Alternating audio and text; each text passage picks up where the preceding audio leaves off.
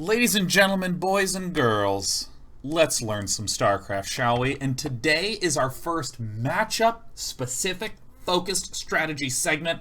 It's Terran vs. Protoss. We're going to begin with this matchup because, and let me clear my throat, there are just not that many different units that are used throughout the course of the game. Zealots and Dragoons are the main Protoss forces. Vultures and tanks are the main Terran force, and therefore it's a lot about understanding the relationship between these two. Other matchups like Zerg vs. Protoss have a lot more dynamic range of units, but I like this as the very first one because it comes back to this essential set of ideas that we began with at the start of the series. Starcraft is about having more money. The fundamental, essential thing in the game is just getting more stuff. If I have a bigger army than yours, I'll win 9 out of 10 times. And the second thing that we talked a lot about during the Introduction to Strategy episode was that strong armies versus mobile armies is the core dynamic of unit interaction in StarCraft. Strong, sturdy things tend to be slow and want to participate in fights. Agile, nimble armies tend to want to counterattack, avoid fights, expand a lot behind because you can defend with the mobility. And of course, eventually those mobile armies can get into a spot where they wind up choosing that engagement. This is Terran vs. Protoss. Vulture tank is the strong, immobile force. Zealot Dragoon is the weaker but more mobile force, and therefore we know that Terran will be lower on expansions, Protoss will be higher on expansions. The way that Protoss will be trying to win is with overwhelming forces, having so many more resources than Terran they run through. Terran's going to be trying to winning with big pushes. This core idea is embodied almost at its purest in the Terran vs. Protoss matchup.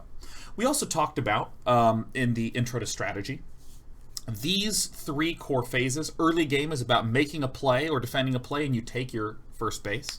The mid game is where you're making a lot of your core armies, doing a lot of your big tactics and taking additional expansions. And the late game is about that matured army look. I'm going to be showing this slide pretty much at the start of every single matchup specific video due to the fact that it is such a clear way to think about the game. And as we talked about, openings tend to arrive at the same mid game.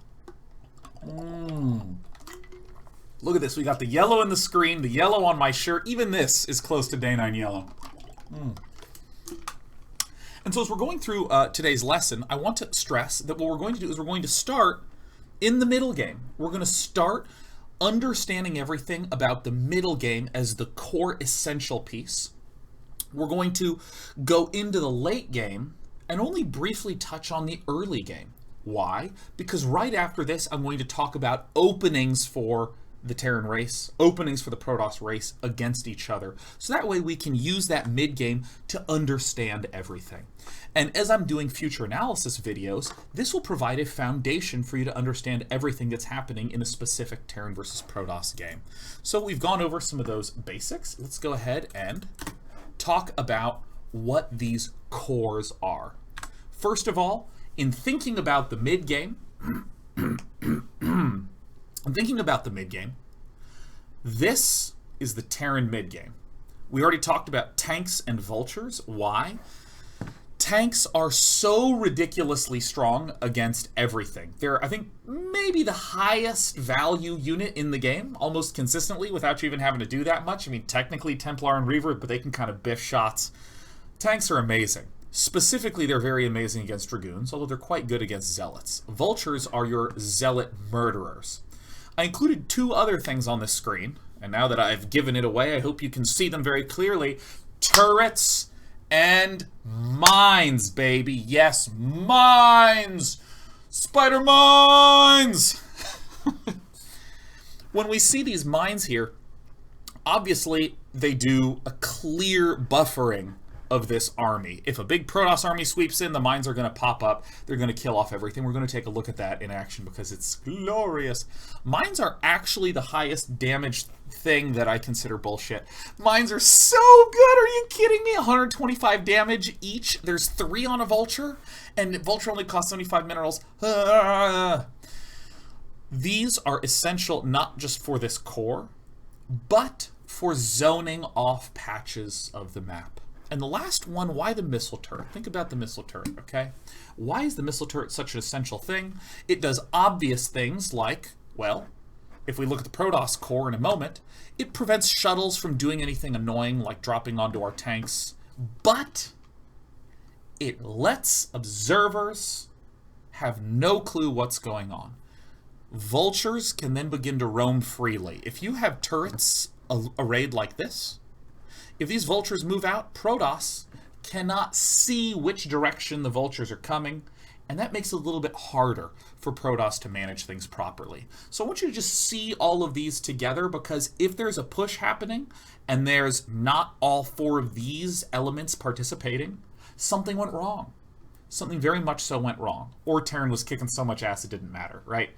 There's always the exception to my rules, which is, well, the guy's about to go win, so he just goes and wins. That's why you don't see it. But 99% of the time, you want to see these 4 elements. The most oft-forgotten one, turrets, turrets, turrets, turrets, turrets. If you don't build turrets, observers get to see absolutely everything. And similarly, what is the core for the Protoss pieces? Oops, that's right, I can't use my arrow keys, I have to click. This is the core. Speed zealots, dragoons, observers, and you see this shuttle here. I have it selected to note that there are 4 zealots inside of there. This is what a core Protoss army looks like in the mid-game. Yeah. By the way, I just realized I'm so thirsty. I'm just going to keep drinking water. Just reflect on the beautiful nature of dragoons and zealots. This army has the observer to detect the mines and to watch for tank movements. You see on my mini-map, I have 3 observers planted out here, forming somewhat of a ring to identify where Terran is moving out. The dragoons are here to pick off the mines and deal a very well-rounded amount of damage. They're very good against vultures.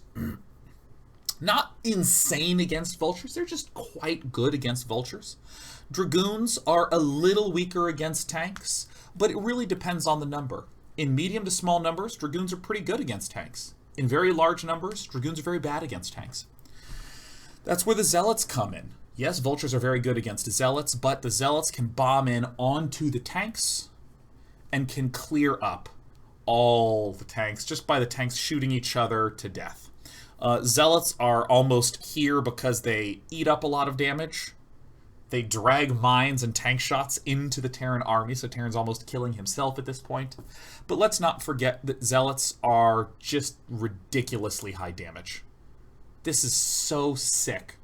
I can't even stress to you, vultures are supposed to counter zealots, but they don't in terms of raw value. If you actually just have 6 zealots fight 8 vultures, the zealots win, man, because zealots deal so much damage. It's the fact that vultures can kite and there's mines and these other kinds of things. Mines really murder the zealots. The shuttle is here to accentuate the core value of zealots that I just said. It drops the zealots onto the tanks, so that way it circumvents any of the other problems that emerge. Like mines, like vultures, and so on and so forth. Now, I want to note, this is the core set of units. It is vulture, tank, mine, turret for Terran for the dominant part of the game. It is dragoon, zealot, shuttle with zealots, and observers for Protoss for this dominant part of the mid-game. And you might ask why. I'm just really quickly going to tell you, Marines suck, okay? The title of this video is Marines suck, okay? Watch this. I'm not going to micro. We got Stim Marines coming in. I have 5 Dragoons, a Zealot, and a Reaver, okay? A Reaver is the reason that Marines aren't built in this matchup. I'm not even really going to micro. I refuse to even load it up into the shuttle. I just sit there shooting, man. La la la. And just to really rub it in the face of the person I was doing these videos with, watch this. This is such a clean finish. The medics don't even do anything. It gets one-shotted. Just to talk a little bit of shit, we're going to float over this Marine, we're going to wait, we're going to do nothing, we're going to do nothing. Look at this. Look how powerful. And the Reaver doesn't even have any scarabs. I'm going to build it right in front of his face. Will the Marine be able to kill it off? Hell no. Reaver survives with 1 hit point, okay? I had a little fun with that one, but The important thing is that Reavers are so high value against Marines. Infantry just gets cut out of the equation. And you might go, well, what about Wraiths? Here we have one Dragoon that costs 125 minerals and 50 gas versus two Wraiths. Two Wraiths. Each costs 150 minerals and 100 gas. Okay? So, a Dragoon costs less than one of these and can beat two of these. This is the very simple reason why Terran rapidly converged on going for mechanical units, Vultures, Tanks, and Goliaths. And you might say, well, why not build Goliaths? The simple answer is that Goliaths are amazing against air units, and very mediocre against ground. And therefore the Terran core winds up being this emphasis of Tanks and Vultures. You very rapidly get to this. And of course we can go to the Protoss side of thing. Well, Reavers are really going to struggle to get close to Tanks when they get high in numbers at all. Vultures, when they see Reavers, they can pretty much run away to the Tanks. Done. Okay, well, gee, if the early game Reavers aren't working, what about the air units? Okay, the title of this video is Scouts Suck, alright? That missile turret is 75 minerals. Each of these scouts is 275 minerals and 125 gas.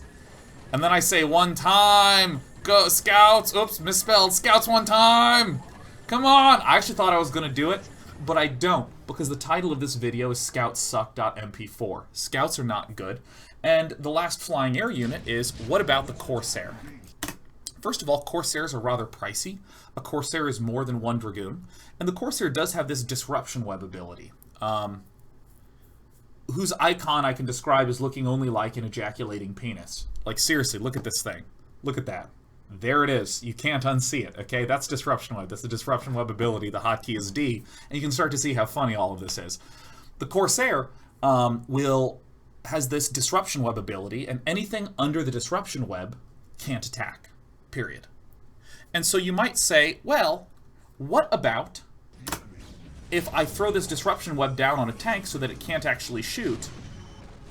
Well, typically they just retreat out, and even though I, as the Protoss, had a significantly more expensive army, I still have to retreat. Disruption Web costs 125 mana. It's one of the most expensive abilities in the game. You have to get the energy upgrade just to be able to afford two of these. And for this reason, Corsairs don't really do that much. And I even create a second video called Corsairs Suck, like this, just to show this Corsair gets murdered by Goliaths. Goliaths shoot very, very quickly against air. I walked in, walked out barely with my life. And this Goliath was on hold position as well. So this is again why the Protoss army tends to converge to this general look. Reavers are occasionally used in the opening stage to harass and to get a little bit of an advantage, but again, Reavers rapidly drop off in value. Dark Templar sometimes used to harass and to beat Artosis in games. He doesn't actually lose to them that much. He's actually very good at defending against them, but when he does lose against them, he gets incredibly angry because losing against Dark Templars is one of the most frustrating things that man has ever created. But once again, Dark Templar costs more than a Dragoon and are ultra flimsy to pretty much all units. So this winds up being that. And of course, just last thing to note, why not High Templar? They're okay, but it's hard for Terran units to be that clustered. So we have this core. We have this core of units. We know that this is the Terran core. We know that this is the Protoss core. Far more so than defining the Terran or Protoss race by these units. I should say, more so than defining strategy by what units do I build. Strategies are defined by what does my base look like. You can have a gateway build whatever you want, but if you choose to build a robo instead of an additional gateway, your composition is locked much more. So we need to answer these questions about what does the mid-game composition of buildings look like. And most of the structures for Protoss mid-game are here. We have a well, certainly we have the Cybernetics core to do anything, and this gives us range. We have the Citadel of Adun to give us legs. We have the robotics facility to give us shuttles and observers. And we have lots of gateways. There's 4 here. In the Protoss mid-game, remember these numbers, there are somewhere between 4 and 10 gateways. We'll come to why there is between 4 and 10. But for now, just keep in mind that number's 4 to 10 gateways, and that'll be good. Protoss gets a lot of gateways. Also, on the minimap, I want you to guide your eyes down here. It was hard to... I was thinking of including extra screenshots, but man, screw it. Right here, another expansion. Right here, another expansion. Why? Because of the fundamental thing in StarCraft unit-to-unit strategy. Mobile armies, very fast, not as strong, but easy to take bases on the backside to get overwhelming numbers. And that's exactly what we see represented in this image. We see, yes, lots of gateways to get overwhelming numbers and lots of expansions on the backside. That's the look. The Terran sample core is something like 2 to 6 factories, generally closer to the 4 or 5-ish range. And we might ask ourselves, well, where do these numbers come from? You heard me talk about... one moment. One moment. Is my video thing glitching? Okay. Okay, good. All right, great, guys. We're in good shape. We're in good shape. I want to hit you with the last big why that's right here. Last big why. Why do any of these numbers exist? Why am I giving these big ranges of 4 to 10 gateways? Why am I giving these big ranges of 2 to 6 factories? The entire matchup has a big moment that's always coming. It doesn't always happen. Games can end earlier. But the big scary moment that happens is the gigantic death push from Terran. When a Terran gets enough of an army, Protoss can't really do much of anything against it. Even a max Protoss struggles. I actually have a big push video just to showcase this power. I have 5 control groups, and I'm actually going to send a 6th one coming in from a side. Here's a Terran army sieged up. Doesn't even have that many mines, only has a handful here. More than enough. Once the Terran gets to like 2 control groups of tanks and 2 to 3 control groups of vultures, this shit can happen. Oh, pause. Ugh. Not only did I lose that battle quite one-sidedly, look how many tanks he still has. It's 6 there, so it's like 18 tanks still left over. This is the big, scary thing that's always happening in every single Terran versus Protoss. Terran's eventually gonna get this huge-ass, scary-ass army. And so, when we think about the mid-game, we can think about how to best tune our army versus the fact that the big scary push is coming. Let me load it back up. The big scary push is eventually coming.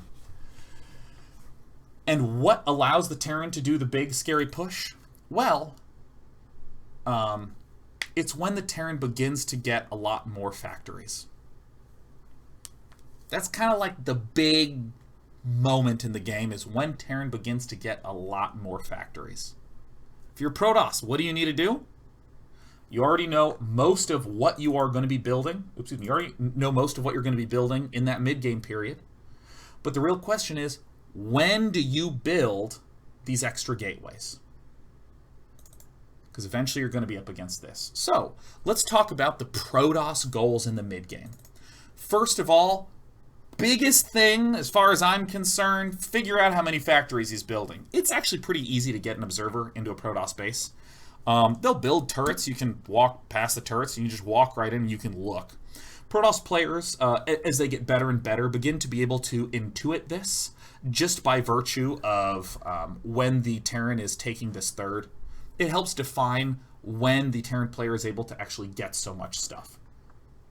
And while the Protoss is monitoring things in the mid-game with observers, Protoss is going to be expanding as much as humanly possible in the backside while building up, Dragoons and observers and eventually getting those Zealots with leg speed. And if, for some reason, the Terran begins to build a lot more factories, that means Terran can begin to build a lot more units, right? So in the mid-game, in addition to using the observer to spot these factories and expanding on the backside, Protoss is looking for when is a good time to do a big explosion of gateways. You can see on the minimap, there's 3 bases for Protoss right here. This is a probe getting ready to take a 4th base. And by identifying many extra factories coming down, we're just going to add in a bunch more gateways. And I want to stress something to you that's very, very important after I drink this water, because I actually cannot believe how thirsty I am. This is very important to note, especially if you're coming from StarCraft 2.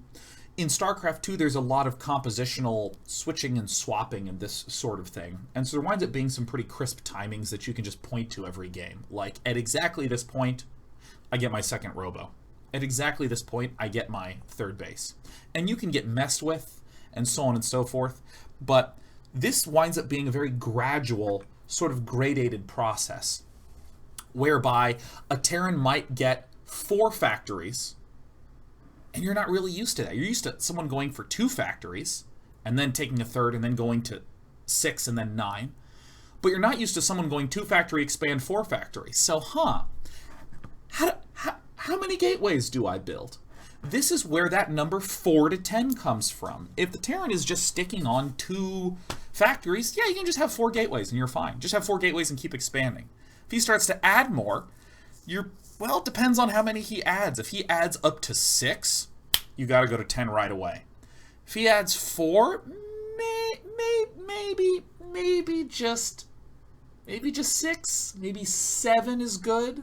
Maybe delaying that 4th. See, I'm showing chat says, you can see by this image you want to start your gateway explosion when you're around 6,000 minerals and 2,000 gas. Yes, ignore this. I was doing this for the screenshots. These numbers are not accurate. It's also unusual to have vision of your Terran opponent as well. But again, the precise timing of the of Protoss bases after 3 and the precise timings of when these gateways go down has a lot of scouting and wiggle room and judgment. And it's okay if you're Protoss and you're playing a game and you do this explosion of gateways and then Terran just attacks you and you die. That's normal. That's a normal way to lose. That just says, oh, my judgment was a little bit off. And if you were to build those slightly sooner, you'd be in fantastic shape. Also, in the mid-game, what you're trying to do is Protoss. Once again, you are using observers to see what he's doing. You're expanding a whole bunch. You are trying to figure out when to throw down a bunch of gateways to really maximize your Zealots and Dragoons. You're also using buildings to deny vulture harass, or units to deny vulture harass as much as possible. Vultures are going to be messing with you all game long, and you want to get your expansion up, so you might do little formations like this with your pylons to prevent vultures from getting in too much. And of course, while this is going on, you're also trying to find a good time to sneak in some arbiters. So just to note, common ways to lose as Protoss would be in the mid-game. Common ways to lose in the mid-game. There's obviously ways to lose in the late game with these, with the huge, big, scary push coming at you eventually. But in the mid-game, common ways to lose are that you're teching to arbiters and you feel really good about how fast they're coming. You're expanding a lot and that feels really good how much you're expanding. And then Terran just kills you. It just means your judgment of the gateway explosion and of the arbiter tech was a little off. That's really it. I realize that I'm stepping slightly into late game. This begs me coming back to these 2 cores. This is the Terran core. This is the mid-game core. What's the late game involved for Terran? Not a lot much else other than upgrades, some science vessels, but not a lot, to EMP arbiters, and to occasionally defensive matrix tanks. And some Goliaths if need be. But that's about it. I mean, you're still just going tank vulture for most of the game. Protoss? What does late game for Protoss look like? Basically this. Oh, but also some arbiters and a few High Templar. But basically this, right? Carriers will come to at the end of the episode, so don't worry. So you can see kind of how all these mid-game ideas come together for Protoss. This is my core army that's going to let me get all these bases up. I'm going to use observers to see what's up. I'm going to expand while I feel safe. If I'm still feeling safe, I can try to maybe tech up to arbiters. But at some point, I'm going to need to do a big gateway explosion. And because he cannot really do a tank push until he has built a lot of factories, all I have to worry about is denying as much vulture harass as possible. Okay. What's the mid-game look like for Terran? What are the Terran goals going into the mid-game? Well, first and foremost, you want to be properly defended against busts. A really, really common way for a Protoss player to just end the game really abruptly is if the Protoss player gets some speed zealots, or maybe a shuttle with zealots, and then just goes, oh, wait a minute, you actually don't have enough there. Maybe the Terran has a few too many siege tanks defending this third base on the minimap. Maybe we saw some vultures try to sneak over here, and we're not worried about them. And the combination of the tanks being too out of place here, the vultures in the wrong place, maybe there's some other tanks up here.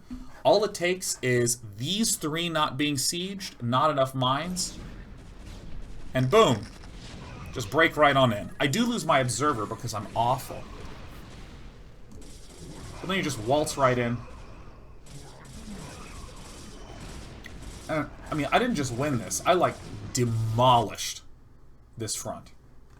So what you want to do is you want to make sure that you are successfully defended against proper busts. So where's my screenshot? Yeah, defend versus busts.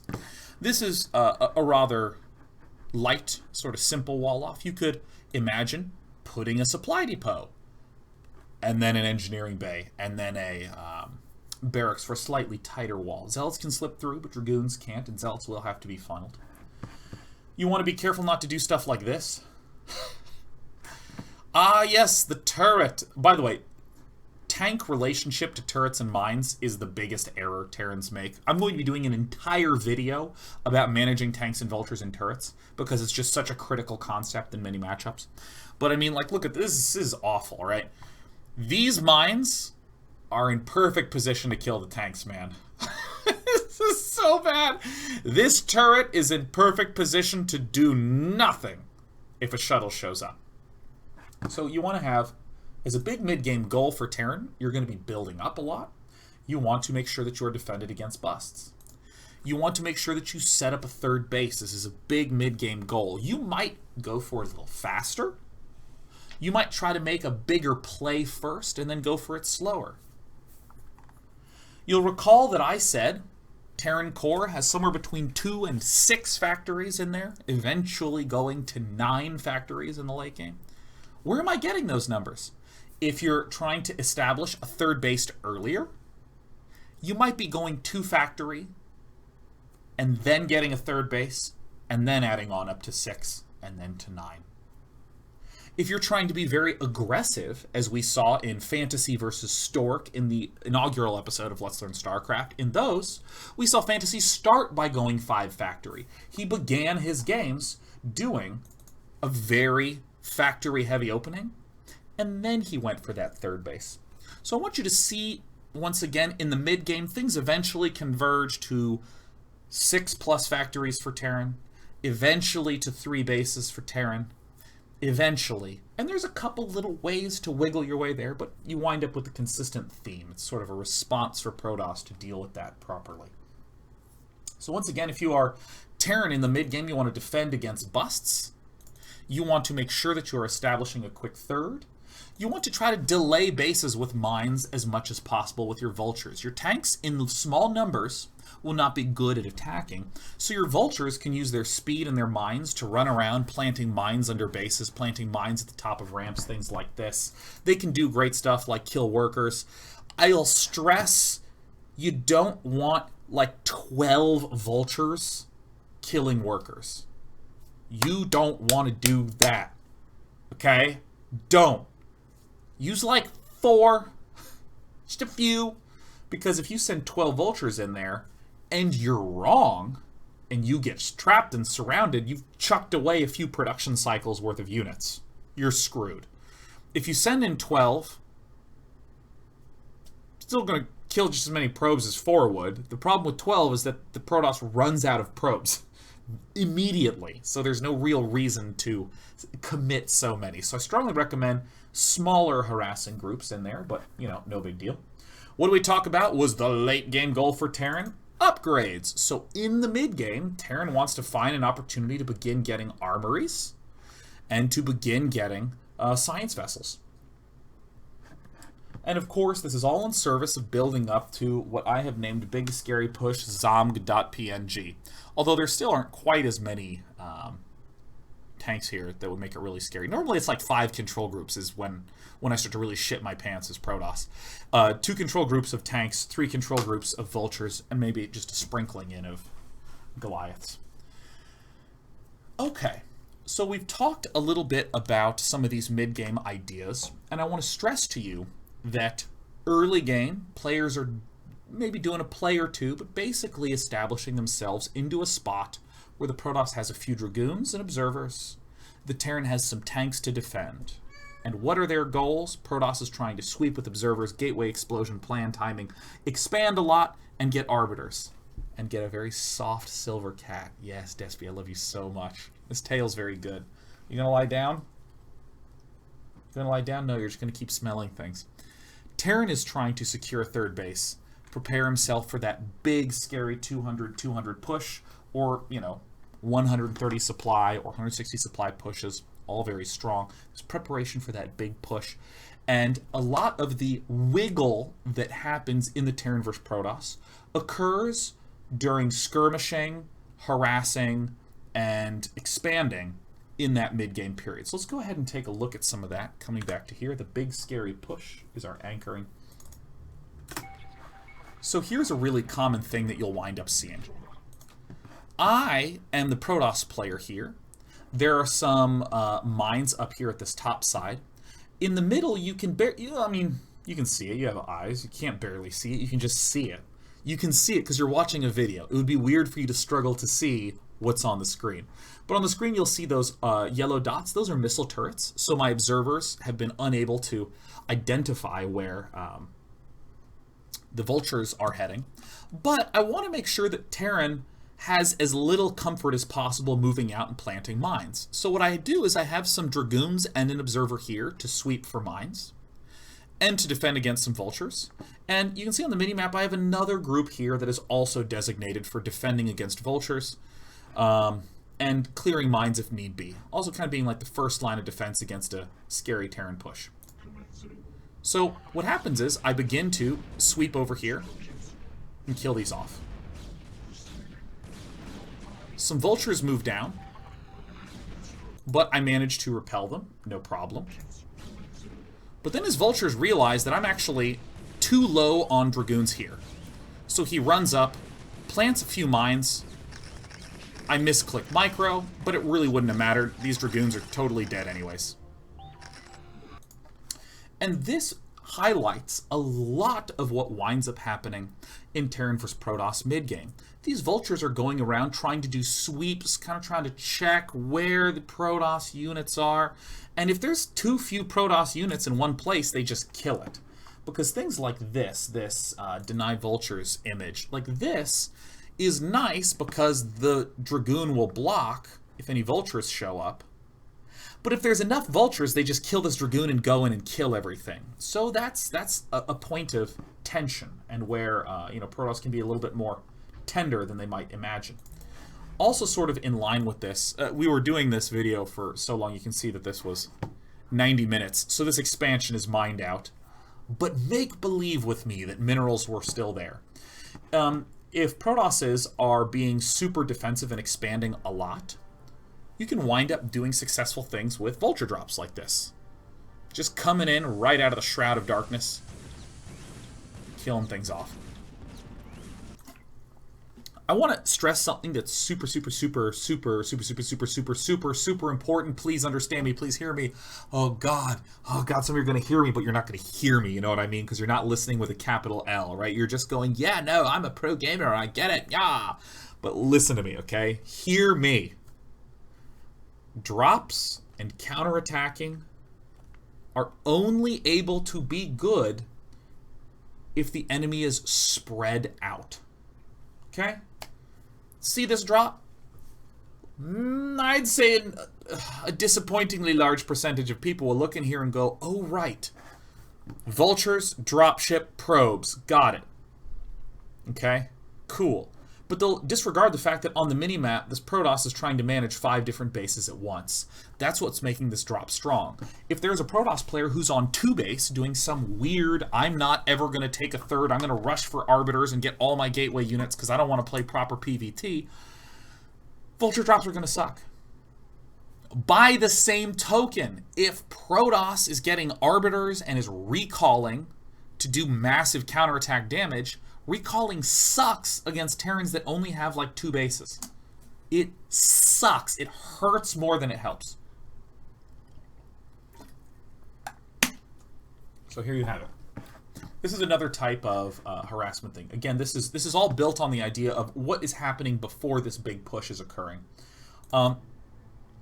There's also some other slightly rarer tactics, but still happen commonly enough, where Protosses will sometimes have good amounts of defenses that will invariably kill off only Vulture harass. So what they'll do is they'll send a few more Vultures. This count is kind of high. Maybe it would be closer to 8 or so. But then they have the dropship contain tanks. And the tanks siege up on the high ground. The Vultures plant mines on the other side of the tanks. And suddenly, if I'm Protoss, I'm going to be in a lot more uncomfortable of a situation. Because he's killing off my probes, and I actually have to battle through some annoying terrain. So this is a nice little acute trick, just this Vulture plus tank drop play. It can be very, very effective in the matchup. Yeah. God, this is a really fun tactic, by the way. This is really, really fun to do this sort of thing.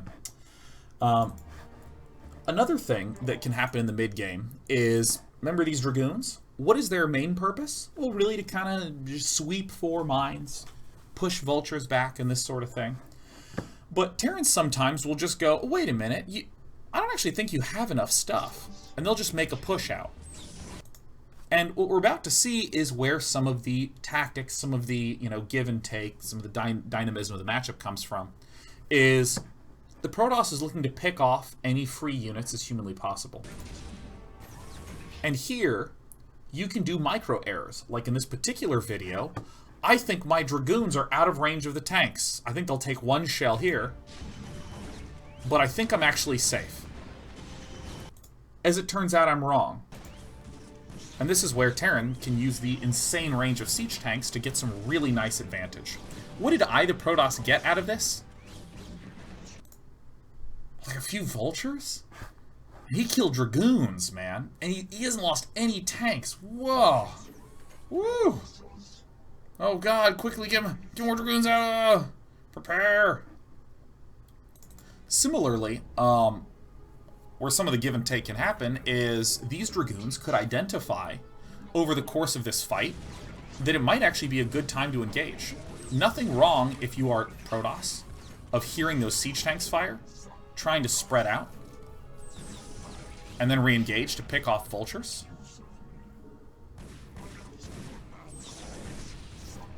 I see that the Vultures are on the left side, and then I just send in my Speed Zealots from the back to pick off these tanks. This was not that terribly many units for me. This was 12 Zealots, 12 Dragoons. And I won that pretty handily. So, in the course of the mid-game, there are these sweeping plays that wind up happening against the mines, and Protoss is looking for little edges here and there, and so is Terran. Just lots of little edge gaining. Like right here, when I initially showed this clip, it was about the concept of minesweeping and countering and exploiting weakness. But notice, I got one. Did I get a second vulture? No, just got one. But hey, that's good. It's a free vulture.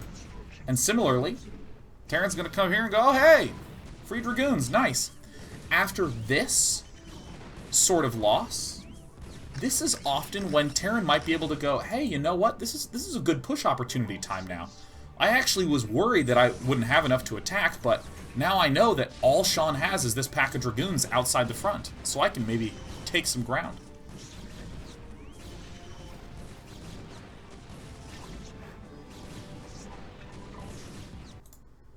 So this is a lot of what the mid-game looks like in this matchup. It's the Protoss trying to expand as much as possible, tech as much as possible, but with the awareness that there will need to be a big explosion of Dragoons and Zealots, a big explosion of gateway count, based upon what the Terran is doing. The Terran is trying to build up to that big Doom push, which now brings us to the late game.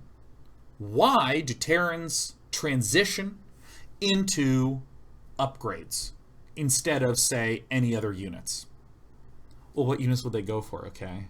What are their units? Well, battle cruisers? No, man, no. No, boo. Plain old Dragoons are better against battle cruisers than tanks. Tanks are really good against Dragoons, and battle cruisers are really bad against Dragoons. So one of the most commonly built units, you're sort of building something that it's strong against. You don't want to go for battle cruisers. You just get upgrades, because eventually, if you get to the glorious +3, Dragoons don't do jack shit. Feels good. It's really satisfying and really great. Why does Protoss get arbiters? Why is that a natural choice? Well, there's really two reasons why arbiters are used. Where is this it? Yeah, this is the video clip. There's a big old Terran force in the middle. You saw me earlier just get toasted. But what you might do is you might say, alright, screw that.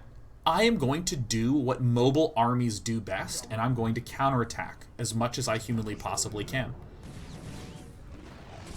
This is not the biggest Protoss force. It looks, I think, like 16, 18 units, something like that. But now I can actually sit on production, and if Terran units arrive, you know where I'm going to go? I'm going to go up into this corner. I'm going to pull up away from the middle of the map. Why? So I can keep expanding. Because I'm the mobile army, right? You know what I'm talking about? There's another reason why arbiters are such an essential tool for the Protoss against Terran.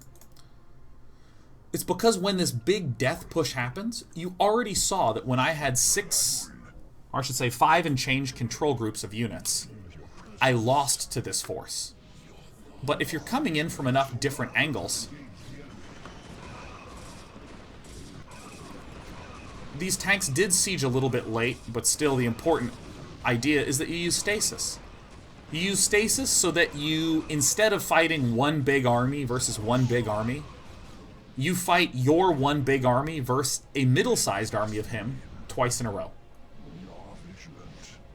And I actually did keep the recording going this whole time, dude. The whole time. We're gonna wait. For any of you who didn't think that abilities in Starcraft were insanely overpowered, please, join me. Stasis is a good unit, you know what I mean?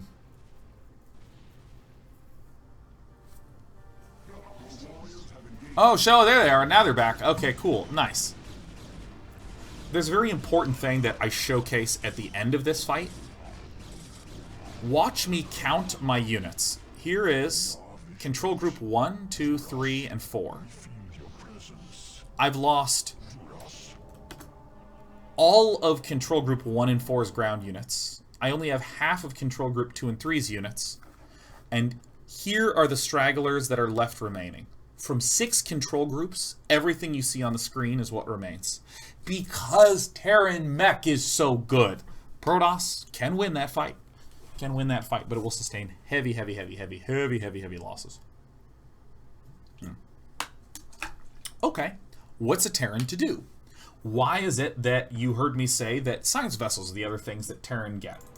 Well, in order to defend against these types of counterattacks... Oh, there's a science vessel. Boom. You just patrol with the science vessels and just pick off the arbiters as they come in. Just EMP them so that they lose everything. This isn't the only counter to the arbiter. Building turrets in 3s is very important. 3 is a critical number. Remember the number 3s? Build 3 turrets in each place you want to defend against arbiters. Placing them there. Because 3 turrets prevent an arbiter from flying over safely. Notice, starts to take damage. Arbiters have a lot of hit points, 350 total. But with 3 turrets, you perfectly kill it. You can also do a fan favorite. You can just go to your main base and bang a bunch of mines down. Hi, vultures! Ooh, look at this. Look at this juicy, empty region. I'm gonna recall. Go!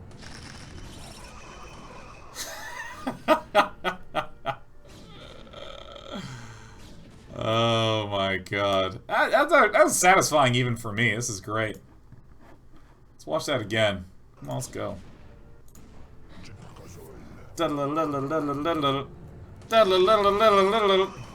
Ah, glorious.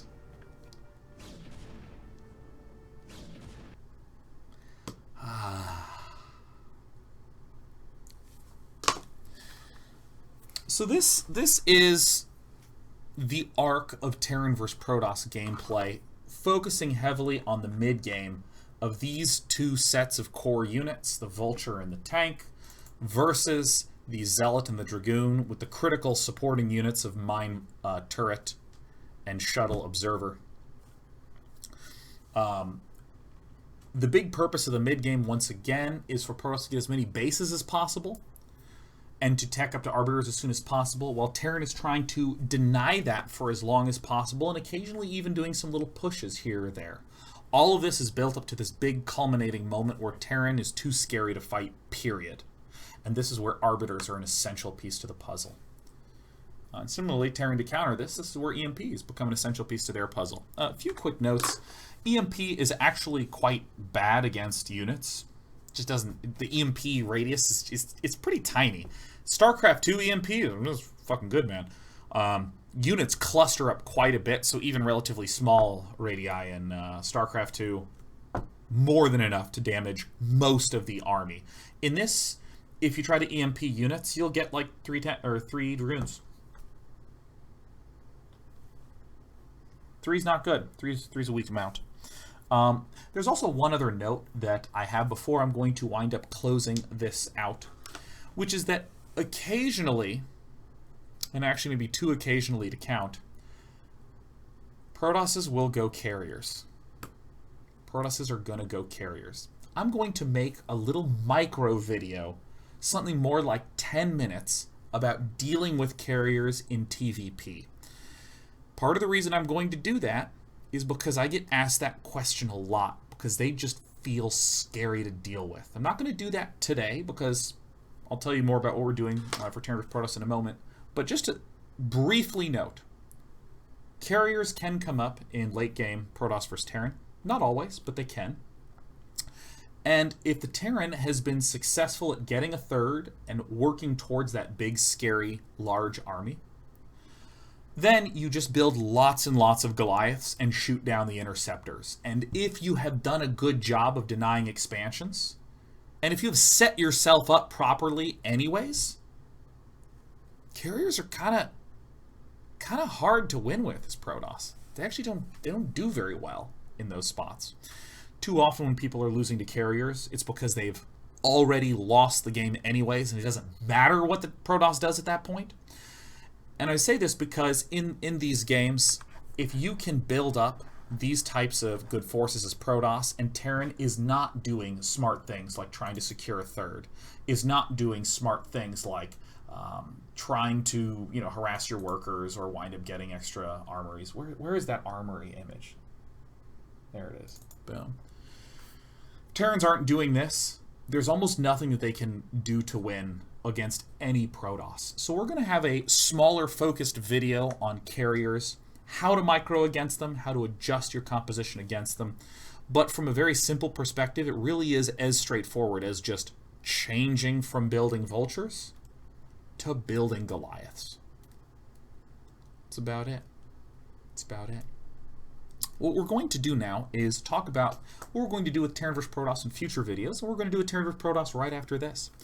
So in terms of future videos, there are a couple topics that still need to be covered. Unorthodox plays, cheesy strategies, and under unorthodox I would include some carrier-based plays. Cheeses like, when do you do medic marine timing busts? When would you prefer to get High Templar? Some more nuanced things that are in there. But coming up right after, oh, and of course, several videos about essential micro and unit control tricks for each of the races. We're going to have videos in the future about how to properly control your tank vulture, and how to place mines, how to clear your own minefields to move into pushes, how to siege properly so that you don't wind up hurting yourself with self-fire. We're going to learn about things like good arcs and angles and ways to hotkey your Dragoons and Zealots. There's going to be lots of those control-focused things. But coming up right after this, we're going to take a look at Terran openings first, and then Protoss openings. We're just going to look at a few common openings, and because we've established how the mid and late game looks in Terran vs. Protoss, it'll help us understand what the strengths and weaknesses of each of these openings are. So stay tuned. I've been talking for a long period of time, and I'm also pretty much out of water. So we'll be right back with more Let's Learn StarCraft in about 4 minutes.